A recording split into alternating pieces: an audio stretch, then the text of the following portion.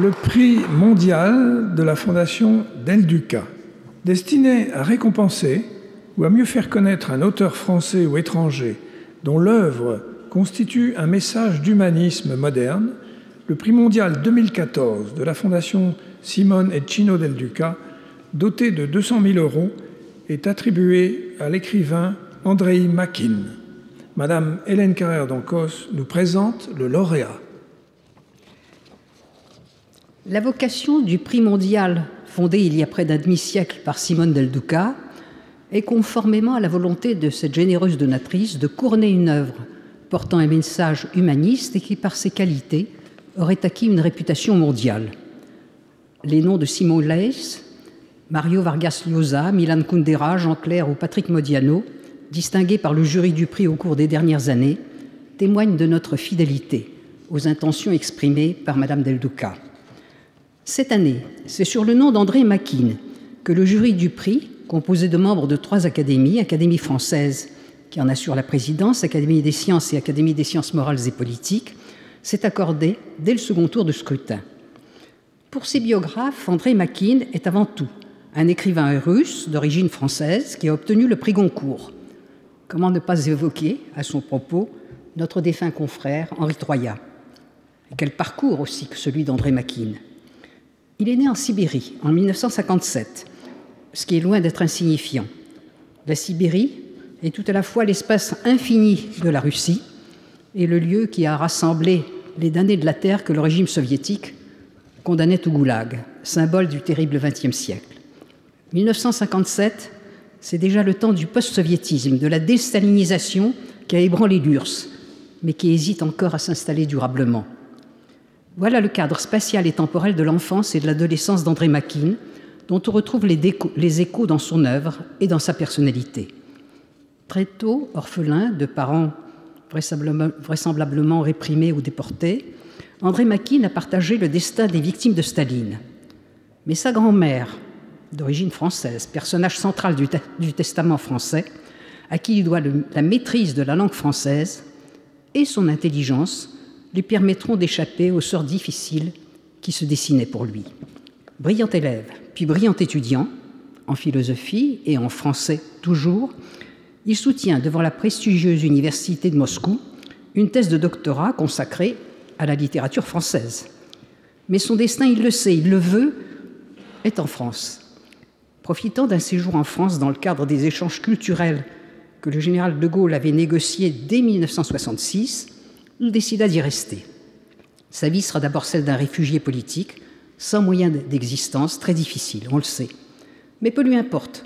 André Makin est en France, il y reste, et déjà, il écrit dans cette langue qui lui est aussi familière que sa langue maternelle. Il s'inscrit aussi à la Sorbonne, où, contrepoint à la thèse soutenue à Moscou sur la littérature française, il soutiendra une thèse sur Ivan Bounine, son frère en exil, qui, fuyant la révolution de 1917, réfugié en France, reçut le prix Nobel en 1933. Pour survivre, Makin enseigne le russe aux étudiants de Sciences Po, de l'école normale, après un court passage dans un lycée. Mais il écrit, inlassablement. Son premier roman est publié en 1991. C'est La fille d'un héros de l'Union soviétique, qui parle de la Sibérie et de la vie soviétique. Écrit dans un français classique, ce roman est parsemé de mots russes, comme aussi un autre roman, écrit peu après, Au temps du fleuve Amour, où des adolescents apprennent le français au fin fond de la Sibérie en regardant les films de Belmondo. Imbrication des 2 langues d'André Makin et de 2 mondes, celui des origines, de cette Union soviétique qu'il a voulu quitter, et le monde français, celui de l'exil, et d'un univers linguistique et culturel et de valeurs dont il a une vision idéale et intransigeante. Ce sont les grandes constantes de son œuvre. En 1995, le Testament français lui apporte le Goncourt, le prix Médicis, la nationalité française qu'il avait demandé auparavant et qui lui avait été refusée, et une notoriété qui ne le quittera plus. Depuis lors, son œuvre ne cesse de grandir. Des romans, dont certains seront publiés sous le nom de Gabriel Osmonde, une pièce de théâtre, un essai intitulé « Cette France qu'on oublie d'aimer », et enfin cette année un livre dense, troublant, insuffisamment lu et compris, le pays du lieutenant Schreiber. Les biographes ont raison. André Makine est russe et français. Son œuvre considérable est marquée par cette double culture, celle d'origine, où plus qu'aux mots, c'est à la vision, à une vision spirituelle qu'il attache de l'importance. Comment ne pas penser à Dostoïevski, dont la vision l'emporte sur un style parfois relâché. Mais les auteurs français font tout autant partie de son patrimoine. On pourrait en citer beaucoup. Rappelons simplement Proust ou Chateaubriand qui l'ont marqué. André Makine, russe et français, porteur des deux langues, est tout à la fois hanté par la France, ses valeurs, la langue française qu'il ne cesse de défendre, et par la Russie. Il est l'écrivain de ces deux mondes, le passeur entre eux, le médiateur rêvé entre la culture française et la culture russe. À tous égards, sa vision est double, et on le comprend à lire sa thèse, où il oppose les concepts du vécu, du quotidien, du cadre de l'existence humaine, ce qui en russe s'appelle le byt, et son dépassement, le bytier en russe, opposition qui caractérise la pensée philosophique et esthétique russe. Le thème de l'exil, si prégnant dans l'œuvre d'André Makine, le conduit toujours à confronter pour ses héros leur mémoire propre et la mémoire collective du milieu où ils sont projetés, et par extension les mémoires françaises et russes. Au bout du compte, c'est une vision exigeante de la société et de son évolution que Makine défend. Il oppose au monde qu'il a quitté et rejeté, le monde soviétique où l'homme n'avait pas droit à la parole, son rêve français, le rêve d'une France qu'on oublie d'aimer. Et le thème de cet essai est repris dans le pays du lieutenant Schreiber.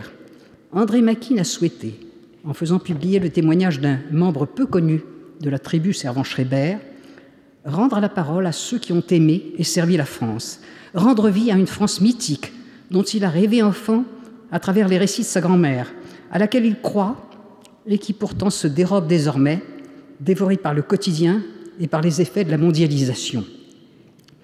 L'homme devient aujourd'hui une marchandise, comme l'avait prévu Marx, écrit-il. Dévorer aussi la France par des modes. Je cite toujours Makine, le nouveau pour le nouveau, l'art pour l'art, est selon moi un exercice qui devrait s'oublier. Exigeant pour lui-même, passionnément attaché à une France qui ne succomberait pas à la tentation de modes futiles qui dégradent sa langue, image même du pays de sa culture. Il s'effare dans la terre et le ciel de Jacques Dorn, autre roman, de la langue des banlieues, dès lors que, portée par les médias, elle acquiert une apparente légitimité. Pour autant, André Makine n'est pas hostile à l'innovation, à la fantaisie, mais il voit clairement les périls d'une civilisation où la parole n'a plus sa place.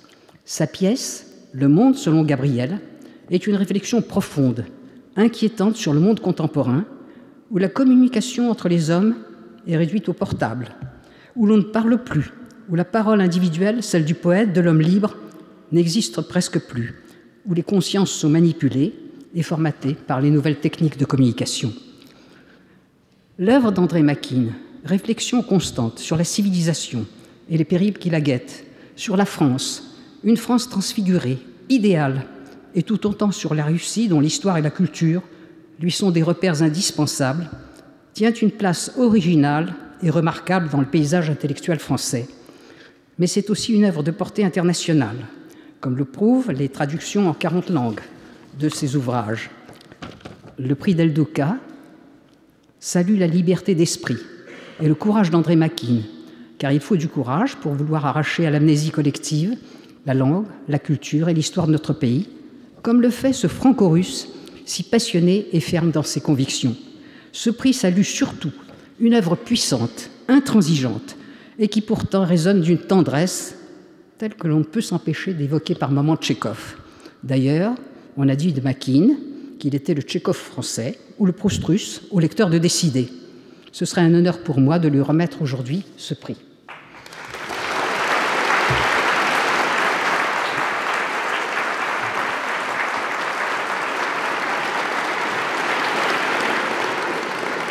Merci, Madame la secrétaire perpétuelle. Rendons-nous maintenant à la Fondation Simone et Cino Del Duca dans le 8e arrondissement de Paris pour rencontrer notre lauréat. Le Grand Prix mondial Del Duca qui m'a été décerné représente pour moi un immense honneur. Dans le prix, il faut toujours, à mon sens, regarder ses prédécesseurs. Et j'ai vu que j'ai été précédé en tant que lauréat par de très grands savants, par d'immenses romanciers. Et ça, c'est le meilleur gage de la qualité du prix. Je suis né dans un pays qui a toujours prophétisé la venue de l'homme nouveau. Et cela m'a toujours paru intéressant d'explorer ce continent inconnu qu'était cet homme nouveau.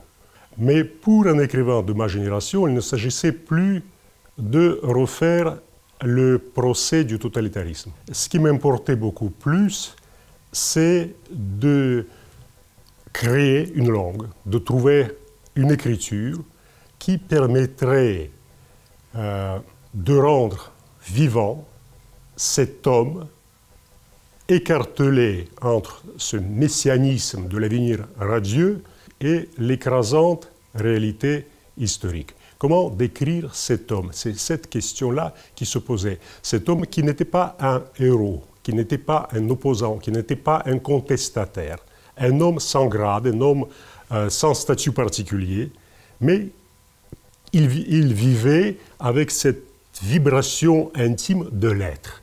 J'étais très fier de pouvoir parler, évoquer leur destin. Mais pour organiser, pour entretenir cette résistance intellectuelle, il nous faut parfois, à nous, écrivains, quelques appuis, quelques signes bienveillants. Et je considère que la décision de la fondation Del Duca, que je remercie profondément, représente exactement ce signe pour quelqu'un qui a toujours essayé de résister contre le diktat de la pensée unique.